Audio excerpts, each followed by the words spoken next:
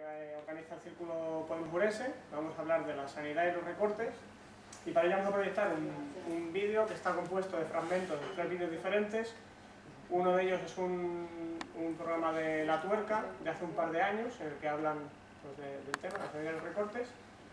Otro de un programa de Fort Apache, también de hace un par de años, y otro que sacó Alba de Internet, en el que también hablan de los recortes. No sé bien de dónde salió ese vídeo, pero bueno, sale personal del sistema sanitario público pues explicando los efectos que tienen los recortes en el servicio que nos prestan. Pues nada, vamos a proyectar el vídeo y luego nos ponemos en semicírculo y entablamos el debate.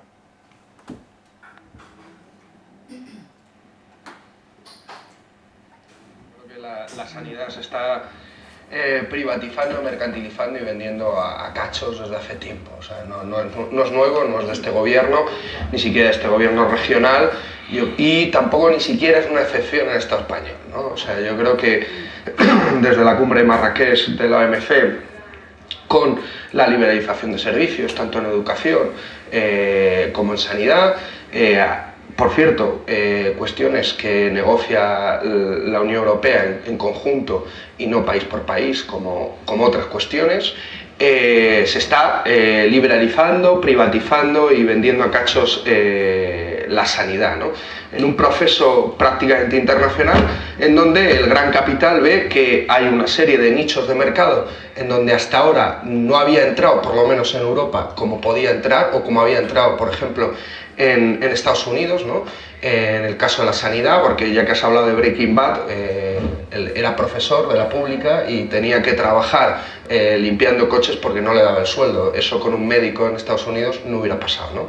¿Por qué? Porque veíamos el modelo al que llevaba lo público, lo privado en Estados Unidos en ese sentido. Aquí vamos a algo muy parecido. Yo querría terminar simplemente con una anécdota personal que yo creo que clarifica bien lo que estamos viviendo. Yo hace unos años tuve un problema de rodilla y estuve acudiendo a rehabilitación en el Ramón y Cajal, y las primeras veces fui en transporte público con mis muletas. Cuando se enteraron que iba con transporte público, se pensaron que estaba loco, ¿no? Y me pusieron una ambulancia que hacía todo el periplo de hora y media hasta el Ramón y Cajal, y pues, o te dormías o hablabas con las otras personas que están ahí o hablabas normalmente con el de la ambulancia, ¿no? Y le preguntaron, bueno, ¿y esto es esto es un servicio público? Y dice, es que a nosotros nos privatizaron. Digo, ¿cómo? Dice, sí, nos privatizaron hace unos años y ahora somos una subcontrata. Y les digo, pero ¿y qué ha cambiado, no? De una subcontrata a lo público. Y dice, muy sencillo, cobramos menos, somos menos, hacemos más horas y sale más caro. Eso es lo que está pasando ahora mismo con la sanidad pública. A ver, lo que hizo el PSOE apoyando la ley 1597, que por cierto también aplaudió Comisiones Obreras, para desgracia de todos, fue abrir la puerta a todo, la desregulación, la entrada masiva de la empresa privada. Alcira, fíjate, un ejemplo, el modelo Alcira, que decía Pablo. Comisiones Obreras del País Valencià, en la época, denunció ante el Tribunal Superior de Justicia el modelo Alcira, diciendo que carecía de cobertura legal. La sentencia del Tribunal Superior de Justicia del País Valenciano fue que la ley 1597 de nuevas formas de gestión da amplísima cobertura. Y realmente de lo que se trata es de una salvajada. Yo quiero, si me permitís, explicarlo en poquísimas palabras. Que el modelo Alcira se parece muchísimo a todos los modelos que hay en Madrid en estos momentos. Y el planteamiento es el siguiente: un ayuntamiento cede suelo gratuito a la Comunidad de Madrid, sin ninguna condición. Ayuntamientos de todo color han cedido eso y se hicieron la foto en las elecciones autonómicas del año 2000, las anteriores a estas, tan contentos de que iba a haber un hospital en su lugar. Se abre una licitación y se atribuye a una empresa la construcción del hospital. La comunidad autónoma paga una cantidad fija por persona protegida y una cantidad por el uso de un edificio que es propiedad de la empresa que la construye. Ese es el gran descubrimiento de que no genera deuda, porque la empresa lo construye. La licitación se da por 30 años. Los hechos demuestran que en 5 años la empresa ha cubierto la inversión realizada. Los otros 25 son beneficios. Y la empresa subcontrata hasta con 35 empresas diferentes, los celadores, por supuesto las ambulancias, los laboratorios, el servicio de esterilización, las cocinas, en un caos interno que al final, por supuesto, aumenta el gasto. Pero ¿qué es lo más grave de todo? Y lo digo porque soy médica y mi profesión está directamente involucrada. Y afortunadamente hay compañeros y compañeras que han convocado una huelga indefinida, porque efectivamente la privatización de la sanidad acaba con cualquier atisbo de una dignidad, de una profesión que es tan digna como la de fontanero, pero vaya, que juega con vidas humanas, ¿no? El asunto del negocio fundamental de la privatización es que el salario del médico, una parte importante, son incentivos directamente al ahorro. Yo creo que al final lo que estamos viendo en la sanidad es un robo. Segundo, lo privado siempre, y es una lógica aplastante, no puede ser más barato que lo público si se presta el mismo servicio, porque como decía otra persona en el vídeo, ¿de dónde vienen los beneficios que si no va a tener esa empresa? O sea, que es que dentro de esa lógica yo creo que se desmorona totalmente este discurso falaz sobre que lo privado es más rentable. Ángeles. Sí, yo quería poner algún ejemplo para clarificar las cosas acerca de si es más barato o más caro, ¿no? Acerca de cómo se consigue que la sanidad sea un negocio, porque una sanidad universal y de calidad es imposible que sea un negocio. Sin embargo, hoy en la noticia saltaba en los medios de comunicación: Sanitas compra el hospital, la parte de Rivera Salud del hospital de Torrejón. ¿Cómo hacen las empresas para conseguir un negocio de la sanidad? Hemos hablado ya de cómo se ahorran costos, pero no es eso, no es lo único. Todos sabemos, bueno, yo nunca me he hecho una póliza privada y ojalá no me la tenga que hacer en la vida, pero todo el mundo sabe que cuando tú te vas a hacer una póliza de Sanitas o Adeslas, si tienes 20 años y estás sano, lo que tienes que pagar es muy poquito. En cambio, si eres mayor y tienes enfermedades crónicas, tienes que pagar cantidades enormes, porque hacen un estudio de marketing en función de lo que se supone que tú les vas a gastar.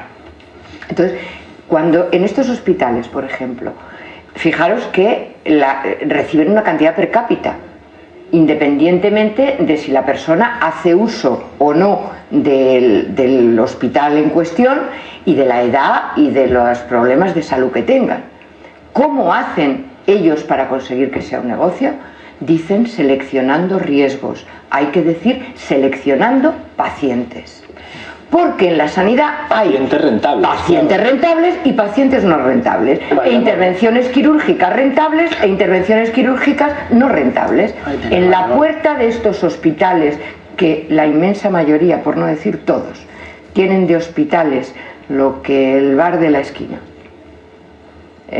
Por ejemplo, en el hospital de Parla, la Guardia Civil ya sabe que no tiene que mandar a los accidentes de tráfico a Parla porque no hay nada que hacer. Lo que hay es una UBI móvil, paciente de 80 años con un accidente cerebrovascular, no hay camas, vaya usted al 12 de octubre. Qué vergüenza. Selección de pacientes, y no solamente eso, sino incentivación. Eso es una cosa que la gente que trabajamos en salud pública lo conocemos bien, pero la gente se queda con la boca abierta. Hay procesos que se llaman intervenciones de dudosa indicación. ¿Qué quiere decir eso? Intervenciones de dudosa indicación. Pues hay las extracciones de amígdalas, de vegetaciones, de vesícula biliar, de las prótesis, son de dudosa indicación. Hay tesis doctorales, una de ellas, una compañera en Cataluña, que demuestra que los hospitales con ánimo de lucro hacen hasta 4 veces más intervenciones quirúrgicas de dudosa indicación que los hospitales de gestión pública. Luego ha hecho más, ha ido a ver la anatomía patológica, es decir, el estado de la pieza extraída, y en la inmensa mayoría de los casos la pieza estaba completamente sana. Es decir, tú puedes decir que una apendicitis, la extirpación de un apéndice, a lo mejor sale más barata en un hospital de gestión privada. El problema es si esa intervención era necesaria o no, y además cómo se ha a quién se ha dejado de atender para tener en la mano procesos rentables. Bueno, en todo caso, ante la privatización que pretende el Gobierno de España y el Partido Popular, yo creo que hay que dejar claro que el sistema público español, el de sanidad, ha ido creciendo con los años. Tenemos un sistema que es uno de los 7 mejores sistemas del mundo, que si lo vemos en proporción de la inversión que realizamos en él, es quizás el mejor del mundo en eficacia y en excelencia y en sostenibilidad, aportando solo el 6,2% del Producto Interior Bruto, y por tanto todo lo que está diciendo el Gobierno y el Partido Popular de insostenibilidad, de carestía, para privatizar y hacer negocio con un bien que es de todos, es mentira. Lo único que pretenden es hacer negocio con un patrimonio que es patrimonio de todos, que hemos pagado con nuestros impuestos locales, autonómicos y estatales. Gracias, Pedro. Ángeles, tu minuto. En primer lugar, hay que decir que los sistemas sanitarios públicos, universales y gratuitos en el momento de uso, son los que cuestan menos al erario público en relación con la eficacia y la calidad. Sin embargo, yo creo que esta pregunta hecha aquí y ahora hay que responderla diciendo que los recortes en el gasto público que se están planteando en el Estado español y en el resto de las economías europeas están al servicio de la privatización de la sanidad. Es decir, no son sistemas aislados. Peor funciona la sanidad, más deteriorada está la sanidad pública, mejor funciona la sanidad privada. Es decir, los recortes en el gasto público que se están produciendo en este momento con el pretexto de la crisis sirven al objetivo de priorizar y potenciar la privatización de la sanidad. Gracias, Ángeles. Manuel, un minuto. La sanidad pública es insostenible financieramente. La sanidad pública no es gratuita. La sanidad pública es sufragada con los impuestos de todos los españoles. La sanidad pública española es enormemente cara. La sanidad pública española es enormemente ineficiente, como pone de manifiesto las listas de esperas, los retrasos a la hora de atención médica de todo tipo. La sanidad pública en España tiene un agujero superior a los 15.000 millones de euros. Y evidentemente no solo es necesario recortar el gasto público en sanidad, sino que es imprescindible recortar el gasto público en sanidad. En España, a día de hoy, a pesar de que se vende que estamos asistiendo a una política de fuertes recortes, el gasto público per cápita en sanidad, per cápita, es decir, comparado con la población, es histórico, está en máximos y deberíamos reducirlo a niveles del año 2002-2003, en donde la sanidad era perfectamente sostenible. Muchísimas gracias, Manuel. Estamos ya en debate abierto. Sí, yo quería decir, porque no le conozco a Manuel y que conste que personalmente no tengo nada contra ti, pero es que lo que dices es exactamente lo que el programa que se planteó en el Estado español, desde gobiernos de la UCD. Tengo el documento. Yo fui diputada en el Parlamento español y lo tuve. Ese documento lo tengo.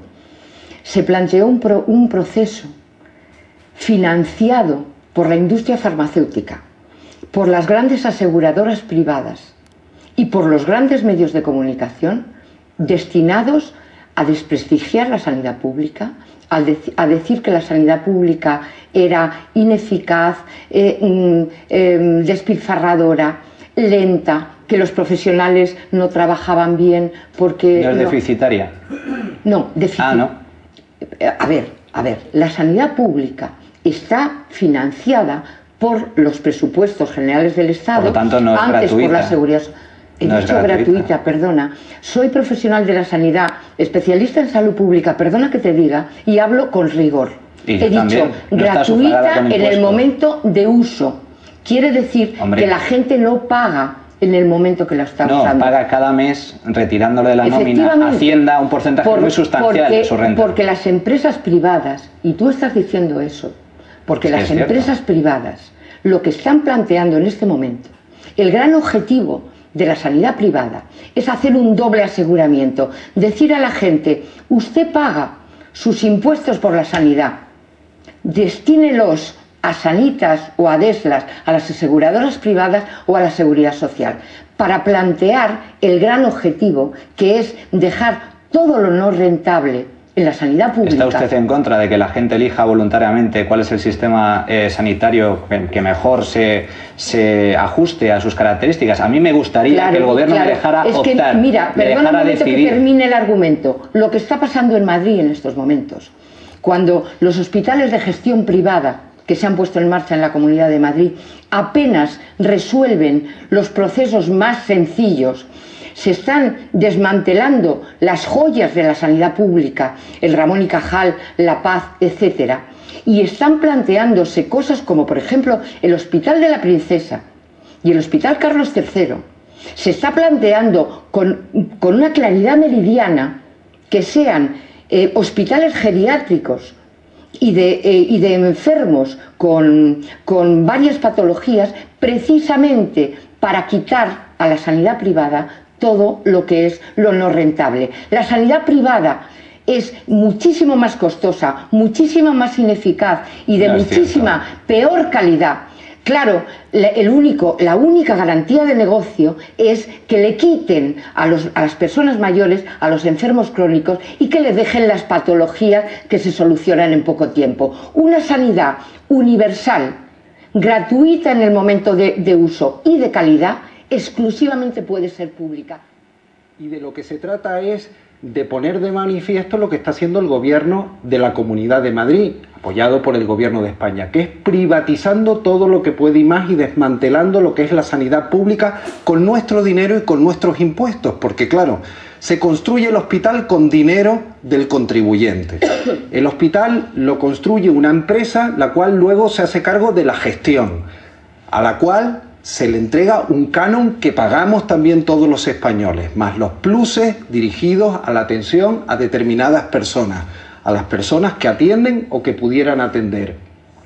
Y eso es la privatización que se pretende y que se está haciendo aquí en la Comunidad de Madrid. Y eso lo están sufriendo los ciudadanos, porque no es cierto que nos dé lo mismo que el servicio lo lleve una empresa privada o la gestión sea pública, directa, o la gestión sea tal. No es lo mismo de ninguna de las maneras, porque como bien decía Nine, lo que están haciendo las empresas es solo quedarse con aquellos servicios que le rentan, y por tanto hay ciudadanos de primera y ciudadanos de segunda, porque todo lo que es trasplante, que se lo quede la pública, todo lo que es investigación, que se lo quede la pública, todo lo que son mayores de 75 años, que se lo quede la pública, y solo la privada se queda con cirugía menor, con laboratorios, con radiografías, para hacer pingües beneficios con lo que es un patrimonio de todos. Es que aquí estamos hablando de salud para toda la población y de prioridades. La sanidad pública tiene prioridades exactamente las contrarias que la de la sanidad privada, que son las prioridades sociales y la de los problemas en salud. Es decir, para la sanidad pública lo que es prioritario es la atención a la gente que más lo necesita, no al parto, por ejemplo, que un parto normal podría atenderse de otras maneras. Es decir, como decía antes, es imposible entender el binomio sanidad pública, sanidad privada, si no se entiende perfectamente que la sanidad pública está parasitada, la sanidad pública está siendo absorbida y el negocio de la sanidad privada es precisamente a costa del deterioro y el hundimiento. Me parece sorprendente que se hable de que está siendo un poco más que la sanidad pública es mala por culpa de la privada. Yo creo que son ámbitos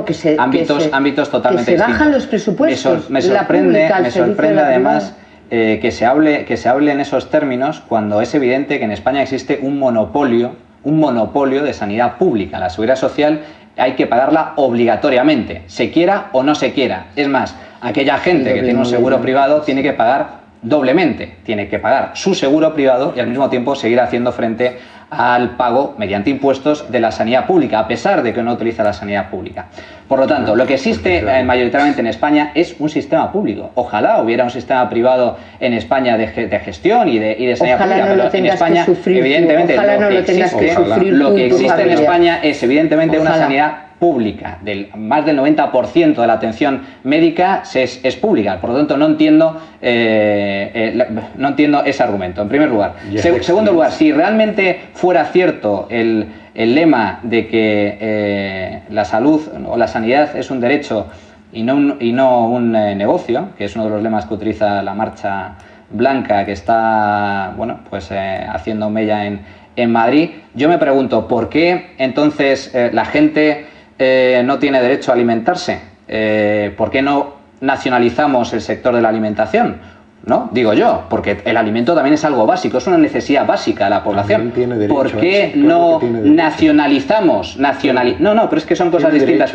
Una cosa es que tú, a una persona que no tenga renta, tú le des una ayuda social, pero que el alimento sea fabricado por una empresa, y otra cosa distinta es que la fabricación de ese alimento dependa del Estado. Son cosas distintas. Si vamos hacia un modelo de nacionalización de alimentos, lo que has dicho, y es que carne de caballo. No, pero que además, ahí está el escándalo y sufrirán las consecuencias las empresas. Porque hay un Estado. Sí, pero evidentemente los alimentos son producidos, gracias a Dios, por las empresas privadas. No hay desabastecimiento, no hay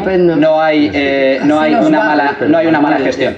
Siguiendo ese argumento, con esto termino. Siguiendo este argumento, si todo fuera algo básico para el ser humano, pues nacionalicemos los alimentos, nacionalicemos los coches. Por eso el transporte público, por esa regla, vayamos a un modelo comunista. Entonces, es lo que están ustedes defendiendo. Un modelo comunista, lo que yo estoy planteando es que aquellos sectores que tienden a cubrir necesidades básicas, como los alimentos, efectivamente, por eso estoy hablando de los alimentos públicas, no en manos de empresas privadas. ¿Está usted a favor de nacionalizar la alimentación? Estoy a favor. A lo mejor no sé que está a favor. ¿Está usted a favor? Sí, sí. Nadie pase hambre. Tú estás a favor. ¿Y por qué no se va a Cuba? Lo que está claro es que Manuel lo que quiere es, no le importaría nada que la gente pasara hambre o muriera. Ahora te doy. Es indispensable la ley 1597 de nuevas formas de gestión, que pulveriza, abre la vía a Ferrovial, a Fomento de Construcciones y Contratas, que es el del Hospital de Arganda, a Vegar Ploder, que es el del Hospital del Infanta Leonor, a la entrada de las grandes empresas, sobre todo empresas constructoras y bancos, y Sanitas y Adeslas y las aseguradoras privadas, que lo que van es a conseguir el sueño de cualquier capitalista: dinero público, clientela asegurada y beneficio privado a costa de la seguridad y de la calidad en la atención de los pacientes. Es que el PSOE empezó privatizando, no tengo tiempo para decir más, los servicios de limpieza hospitalaria. ¿A costa de qué? De disminuir a la mitad las plantillas.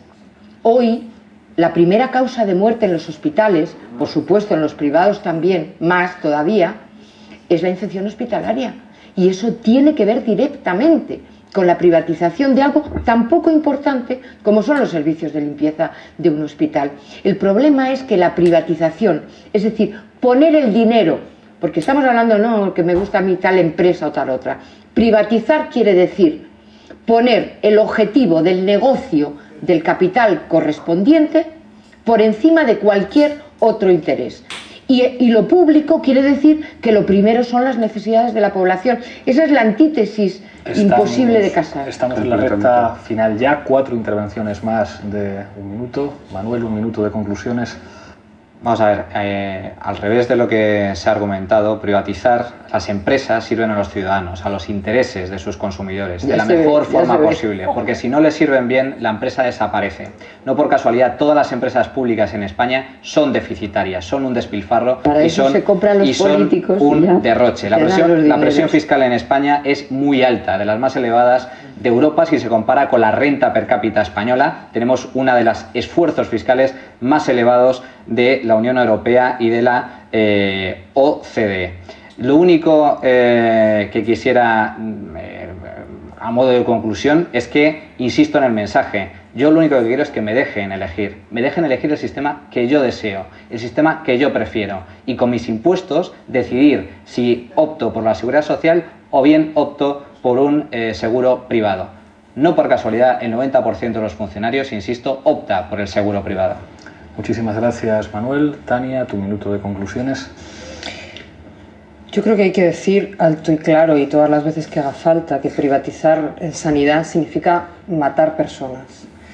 Y que cuando asumamos esto seremos capaces de dejar de debatir en los términos en los que pretende gente como Manuel que debatamos. Y dejaremos de debatir que si los PIB, que si los dineros, y tendremos que pensar en que matar personas, decidir matar personas políticamente, tomar esa decisión, implica que alguna de esas personas a lo mejor pues es tu familia o la mía. Y cuando uno piensa en esas claves, yo creo que hay que reconocernos que no hemos sido capaces y que nos hemos dejado arrastrar por quienes solo habéis pensado en vuestras familias, por quienes estáis convencidos y con vuestro poder político lo garantizáis y le ponéis marchamo, que podéis acceder económicamente, porque también ya os pagarán las empresas adjudicatarias para ello, que garantizáis la salud de vuestra familia. Pero los que sabemos que no depende de eso la salud de nuestra gente, tenemos que decir que se tiene que acabar la participación privada en la salud. Gracias. Pedro, minuto de conclusiones. Me gustaría simplemente manifestar lo siguiente. Cuando se hablan de recortes, en este momento no se está hablando solo de recortes por la crisis, sino que estamos ante una cuestión ideológica. El Partido Popular tiene perfectamente un diseño, una estrategia perfectamente diseñada para el desmantelamiento de lo público y su entrega a las empresas privadas. Y eso, desde mi punto de vista, es gravísimo porque va en deterioro de los servicios y en deterioro del servicio que se presta a la ciudadanía, que es la que está pagando con sus impuestos el mantenimiento de una sanidad pública que hay que apoyar ahora más que nunca, y desde luego hacerla más grande aún. Según datos de la OCDE, España ocupa el puesto 24 de los 27 países en cuestión de densidad de enfermeros por 1000 habitantes. Pese a todo y paradójicamente, los datos demuestran que nuestro país, con una inversión del 6,5% del Producto Interior Bruto, financia toda la sanidad pública. Es uno de los que menos dinero destina a sanidad, que más cobertura ofrece a los usuarios y mejores resultados obtiene. Pero la cuerda cada vez está más tensa y los enfermeros españoles trabajan al límite. Ya no solo es que te recorten el sueldo y que tú sigas trabajando lo mismo, sino que te va a influir en muchas más cosas. No solo son los pacientes los que han protestado. El aumento de número de horas, tienes que trabajar más horas, libras menos. Estás más cansado, no trabajas igual. No cubren puestos. La gente tiene que doblar. Es lo que hay, o sea, la indicación es no puedes coger gente. Si antes se cubría un poco las bajas porque no había matronas, ahora que sí hay matronas para cubrir las bajas, no se cubren por aspectos económicos. Estamos trabajando en condiciones a veces muy precarias también. A veces el material es escaso, a veces el material no es el más adecuado. Anteriormente tú te podías poner mala con una incapacidad y podías estar de baja 18 meses, tú cobrabas todos tus pluses, un sueldo del 100%, mientras que ahora no. ¿Pero qué está pasando con la conciliación? Esta es otra de las preguntas más comunes. La conciliación de la vida laboral y familiar cada vez más complicada, puesto que sí te pueden cambiar el turno en cualquier momento. Nuestra vida ha dado un giro de 180 grados. No podemos conciliar nuestra vida, nos cuesta conciliar nuestra vida. Estoy trabajando, son las 2:30 y mi turno termina a las 3 y yo mañana libro. Entonces viene la supervisora y me dice, se ha puesto mal a la de la tarde y entonces hoy se va a quedar fulanita a cubrirla, pero mañana tienes que venir tú. Es el eterno problema que siempre tenemos, es que somos irreemplazables. Una enfermera que antes libraba al tercer fin de semana, ahora va a librar al cuarto fin de semana. ¿Quién concilia con el resto de la sociedad librando un fin de semana al mes? Las universidades siguen formando enfermeros, pero la gran mayoría de los nuevos graduados se va directa a engrosar las listas del paro. Muchos de ellos tienen que irse fuera de España para poder desempeñar su profesión. La gran mayoría que ha acabado en mi promoción, pues están todos en el paro. Hacer suplencias un día, dos, pero yo no quiero estar 2 o 3 años más trabajando 2 días al mes. Tú necesitas trabajo, a ti si te llaman te da igual ya, que sea lo público, que sea lo privado, que sea lo que sea. No quiero llegar al punto de pensar, me voy a tener que ir para poder trabajar en algo que me gusta. Trabajo hay, necesidad de enfermeras hay, lo que no se quiere es contratarlas. Las enfermeras están desbordadas, pero siguen cumpliendo con los mínimos. El problema, no hay tiempo para realizar una atención personalizada. Somos profesionales e intentamos que por lo menos los cuidados que necesitan se los damos. Yo creo que la gente que va a un hospital, a un centro de salud, a un centro sanitario, va pidiéndote ayuda para cuidarle de parte de la enfermería. Intentas que esto no se transmita al paciente, pero indudablemente tu estado personal a veces pues también puede influir. El profesional está enfadado y la cara que tiene enfrente es la del paciente.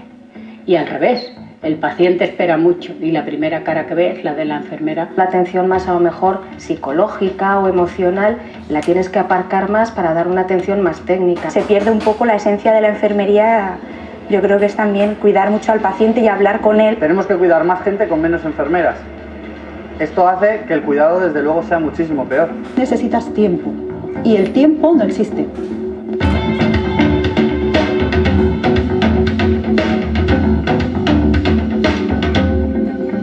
Y yo no quiero un Corte Inglés para mi salud.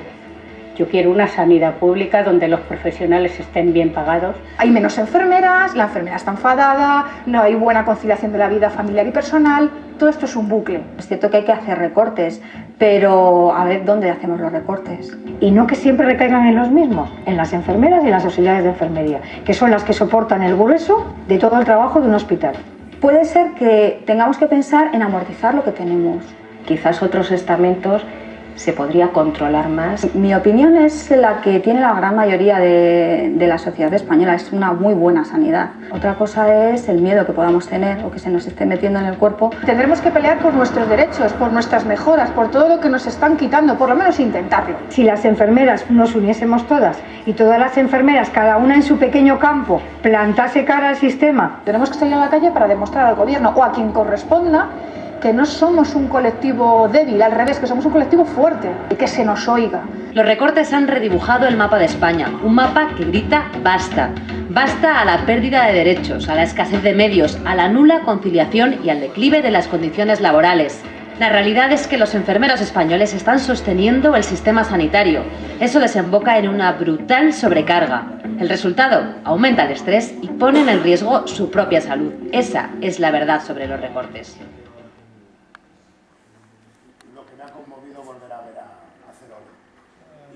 Dicho esto, solo diré algo que tengo muy claro como usuario, que sé que hay profesionales de la sanidad, y como usuario de la sanidad pública, y viendo los datos de lo poco que se destina del Producto Interior Bruto a la sanidad pública y lo excelente que esta resulta, pues me convence de que quien sostiene eso son los profesionales y las profesionales de la sanidad.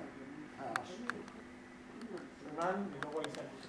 Yo, así para empezar, y siguiendo hablando del señor de Libertad Digital, yo sí que estoy de acuerdo con él en una cosa, es decir, que todos no tendríamos por qué tener que elegir entre la sanidad pública y privada, pero eso se arregla fácil, es decir, que no existiera la sanidad privada por ley, es decir, que se prohíba la sanidad privada, es decir, algo tan preciado como la salud no puede suponer un negocio para nadie porque en el caso de que llegue a suponer un negocio, supondría que algo se está haciendo mal, porque tal como se comentaba, si la calidad es una estándar, es decir, para que la empresa privada tenga beneficio, o está gastando más dinero o está recortando esa calidad. Por lo tanto, si no existiera la sanidad privada, pues directamente los ciudadanos tendríamos que elegir porque todos tenemos que ir a la pública. Y una predicción sí que me parece vergonzoso que los funcionarios públicos no solo tengan la opción de elegir entre sanidad pública y privada, sino que, tal y como se ha dicho, que en la opción de elegir elijan la sanidad privada, es decir, deben de ser los primeros solidarios con compañeros del servicio público en rechazar la sanidad privada y acudir a la sanidad pública. Algunos funcionarios En Orense es Diputación y Ayuntamiento. Nosotros de la sanidad no podemos decir nada. No, pero lo que comentaba, perdón, es que me parece injusto que el resto de funcionarios no sean solidarios con los funcionarios de la sanidad pública y elijan la sanidad privada. Digo que en Orense, para completar, porque se repite el sistema en todos los sitios, esa opción, incluso pagada, la tienen los del Ayuntamiento y los de la Diputación. Los demás, nada. Yo no voy a mencionar al señor ese que estaba hablando, que estaba haciendo un meeting para no sé quién, porque todo lo que ha dicho es mentira. Ángeles Maestro, que es colega y que yo la conozco de hace tiempo, ha planteado una cuestión como debe ser.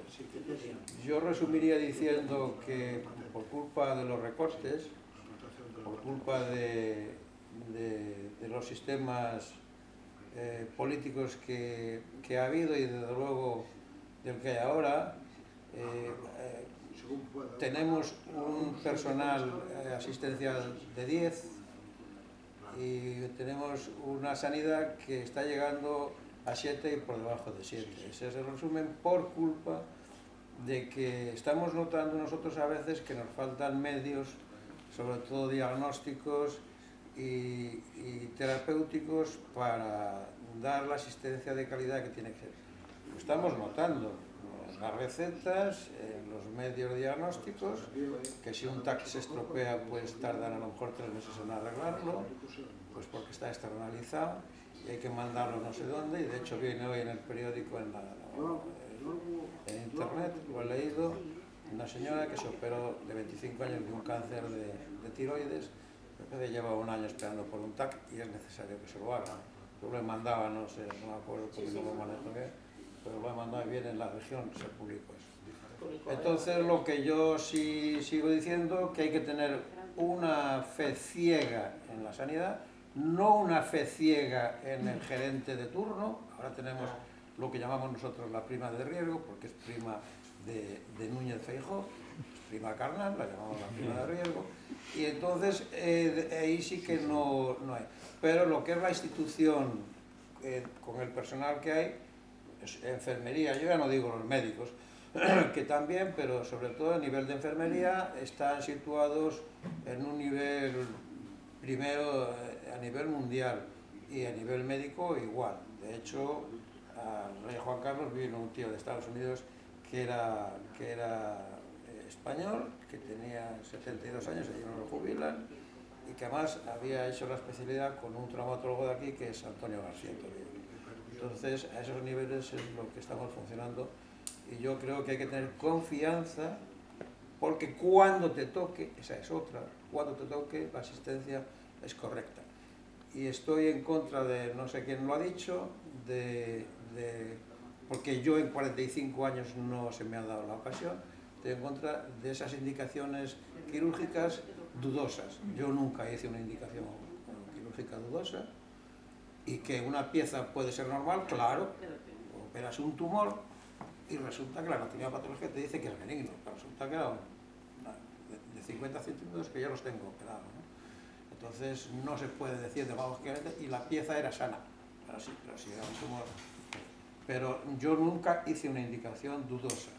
La cosa es que haya hecho indicaciones que después de hacerla, la cirugía, pues me haya equivocado o he visto que no había lo que yo había hecho.